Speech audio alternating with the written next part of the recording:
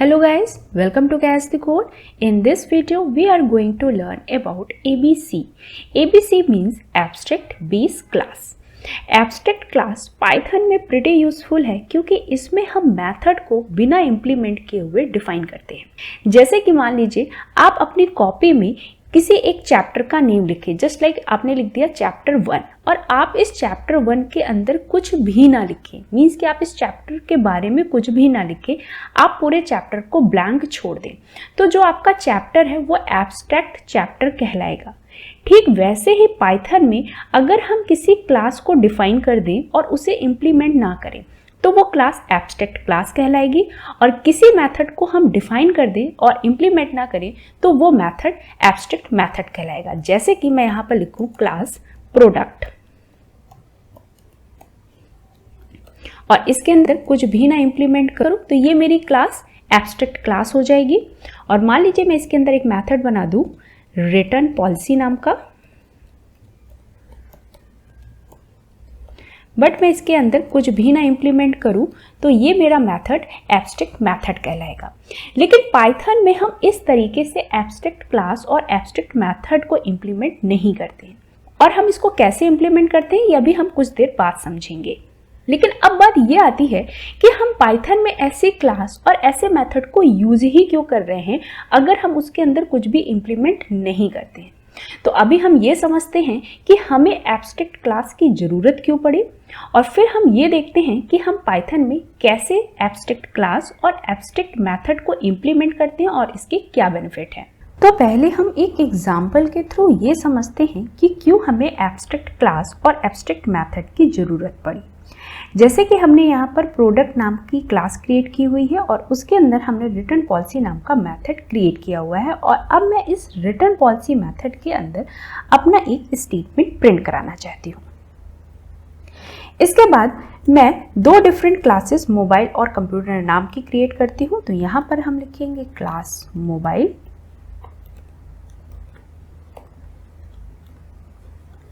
और लिखेंगे class computer.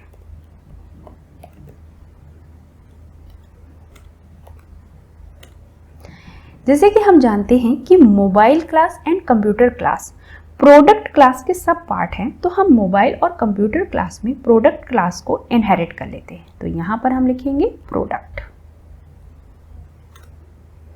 और यहाँ पे भी हम लिख देते हैं प्रोडक्ट। एंड लेट्स सपोज कि कोई एक थर्ड पर्सन है जो मोबाइल या कंप्यूटर क्लास की रिटर्न पॉलिसी को जानना चाहता है।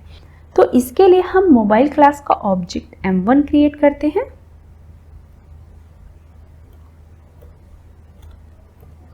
और M1 ऑब्जेक्ट से हम रिटर्न पॉलिसी मेथड को कॉल कर लेते हैं। सेम ऐसे ही हम कंप्यूटर क्लास का ऑब्जेक्ट C1 क्रिएट करते हैं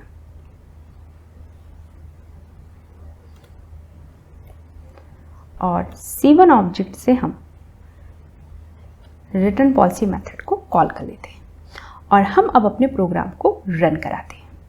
तो ये देखिए हमारे दोनों ही क्लास के लिए जो रिटर्न पॉलिसी स्टेटमेंट है वो सेम प्रिंट हो रहा है, जो कि लॉजिकली तो सही है, लेकिन एक्चुअल और रियल लाइफ में ये रॉन्ग है, क्योंकि ऐसा पॉसिबल नहीं हो सकता है कि सारे प्रोडक्ट की रिटर्न पॉलिसी सेम हो, मीन्स कि हर एक प्रोडक्ट को हम विद इन 12 डेज में ही रिटर्न कर सकें।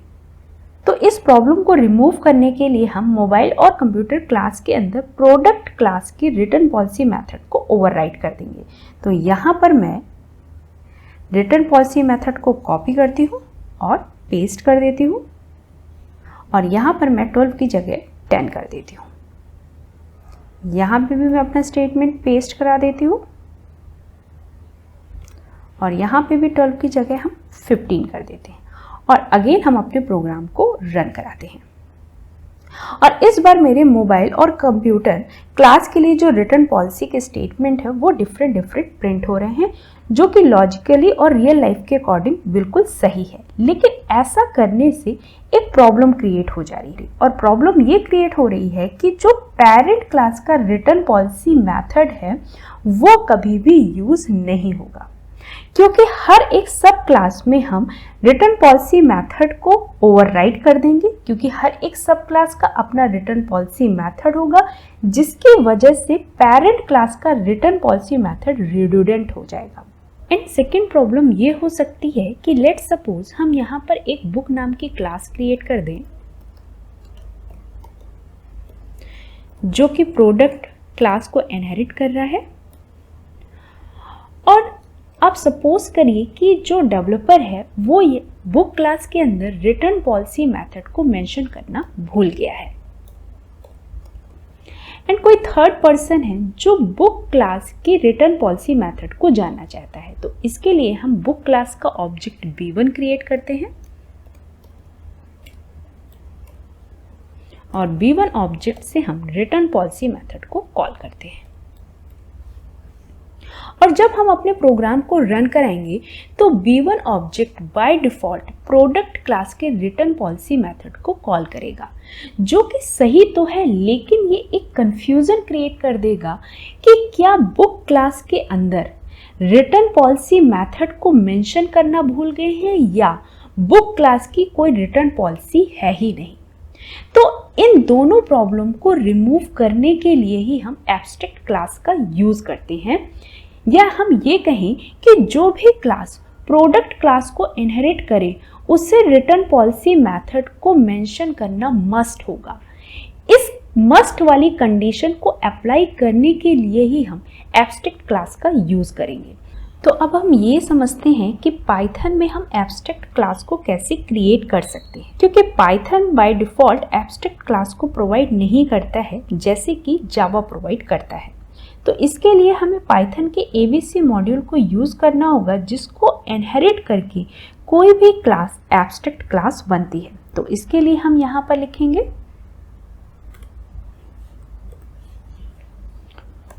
From ABC import ABC meta, और अब यहाँ पर प्रोडक्ट क्लास हमारी ABC क्लास को इनहेरिट करेगा, तो हम यहाँ पर लिखेंगे meta class equal to ABC meta, और अपने मेथड को एब्स्ट्रैक्ट मेथड बनाने के लिए हम यहाँ पर लिखेंगे @abstract मेथड।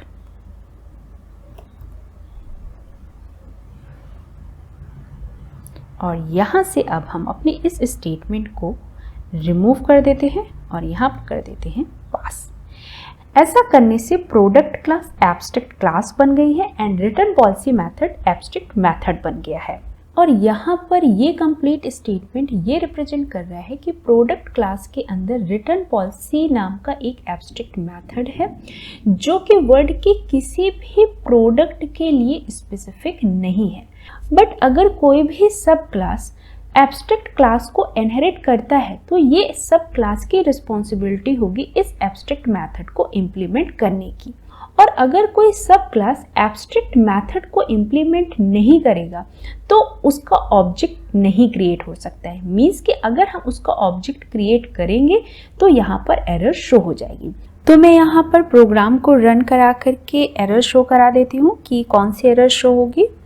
तो देखिए यहाँ पर हमारी एरर शो हो रही है कि हम बुक क्लास का ऑब्जेक्ट क्रिएट नहीं कर सकते हैं, और एरर है हमारी can not instantiate abstract class book with abstract method return policy. Means कि यहाँ पर जो सब क्लास है वो एब्स्ट्रैक्ट क्लास को इनहेरिट कर रही है, तो उसको रिटर्न पॉलिसी मेथड को इम्प्लीमेंट करना ही होगा। तो यहाँ पर हम इस रिटर्न पॉलिसी मेथड को कॉपी कर देते हैं और यहाँ पर पेस्ट कर देते हैं, और यहाँ पर भी मैं इसकी वैल्यू अब चेंज कर देती हूँ। अब अगर हम अपना प्रोग्राम रन कराएंगे तो हमारा प्रोग्राम प्रॉपरली रन हो जाएगा। ये देखिए अब मेरा ये जो स्टेटमेंट है वो प्रिंट हो रहा है। और अब बात आती है कि क्या हम एब्स्ट्रैक्ट क्लास का ऑब्जेक्ट क्रिएट कर सकते हैं, तो ये भी करके देख लेते हैं। तो यहाँ पर लिखते हैं हम P1 इक्वल टू प्रोडक्ट, और अब हम अपने प्रोग्राम को रन कराते हैं। तो ये देखिए यहाँ पर हमारे पास एरर शो हो रही है, मीन्स कि हम एब्स्ट्रैक्ट क्लास का ऑब्जेक्ट क्रिएट नहीं कर सकते हैं। और ये एरर इसलिए शो हो रही है क्योंकि पाइथन की नज़र में प्रोग्राम में प्रोडक्ट नाम की कोई थिंग प्रेजेंट ही नहीं है, बल्कि प्रोडक्ट कुछ ऐसा पार्ट है जिसका यूज़ हम फंक्शनैलिटी को एक्सट्रैक्ट करने में या इंफॉर्मेशन को लेने के लिए करते हैं। And next point is, let's suppose कि अगर बुक क्लास कंप्यूटर क्लास को इनहेरिट कर रहा हो,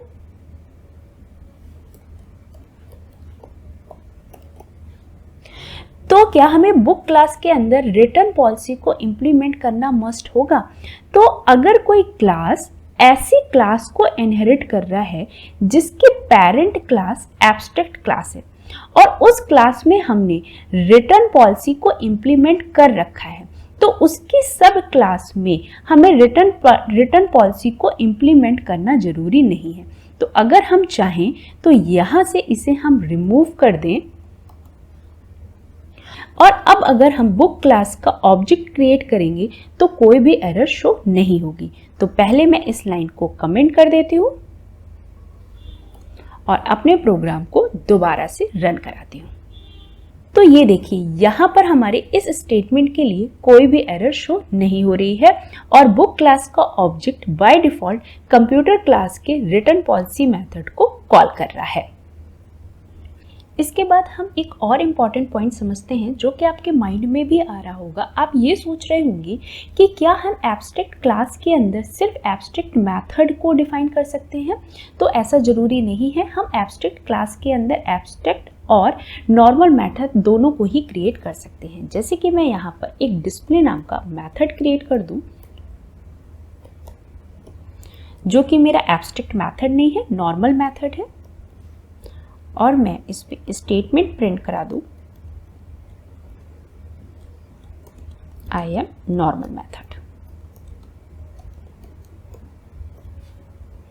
और यहाँ पर मोबाइल और कंप्यूटर क्लास प्रोडक्ट क्लास को इनहेरिट कर रहे हैं, तो बाय डिफॉल्ट ये डिस्प्ले मेथड भी मोबाइल और कंप्यूटर क्लास मेथड में इनहेरिट हो गया है। तो अगर हम चाहें तो मोबाइल क्लास के ऑब्जेक्ट के थ्रू हम डिस्प्ले मेथड को कॉल कर सकते हैं। तो यहाँ पे मैं कर देती हूँ m1.display और अपने प्रोग्राम को हम रन कराते हैं। तो ये देखिए मेरा यहाँ पर ये स्टेटमेंट प्रिंट हो गया आई एम नॉर्मल मेथड। और अब मैं अपने वीडियो को कंक्लूड करती हूँ। एब्स्ट्रैक्ट क्लास सभी दूसरी क्लास का ब्लूप्रिंट होता है, क्योंकि इसमें जो भी एब्स्ट्रैक्ट मेथड होता है उसे अदर क्लास को इम्प्लीमेंट करना मस्ट होता है। एब्स्ट्रैक्ट क्लास में मिनिमम 0 एंड मैक्सिमम कितने भी एब्स्ट्रैक्ट मेथड हो सकते हैं। एब्स्ट्रैक्ट क्लास में एब्स्ट्रैक्ट मेथड के अलावा नॉर्मल मेथड भी हो सकते हैं। हम एब्स्ट्रैक्ट क्लास का ऑब्जेक्ट क्रिएट नहीं कर सकते हैं, और अगर कोई सब क्लास एब्स्ट्रैक्ट क्लास को इनहेरिट कर रही है तो ये सब क्लास की रिस्पॉन्सिबिलिटी होगी एब्स्ट्रैक्ट मेथड को इम्प्लीमेंट करने की। अगर कोई सब क्लास एब्स्ट्रैक्ट मेथड को इम्प्लीमेंट नहीं करती है तो हम उस सब क्लास का भी ऑब्जेक्ट क्रिएट नहीं कर सकते हैं। सो गाइज, अगर आपको ये वीडियो पसंद आया हो तो प्लीज़ इसे लाइक करें, दोस्तों के साथ ज़्यादा से ज़्यादा शेयर करें एंड सब्सक्राइब करना ना भूलें। Thanks for watching.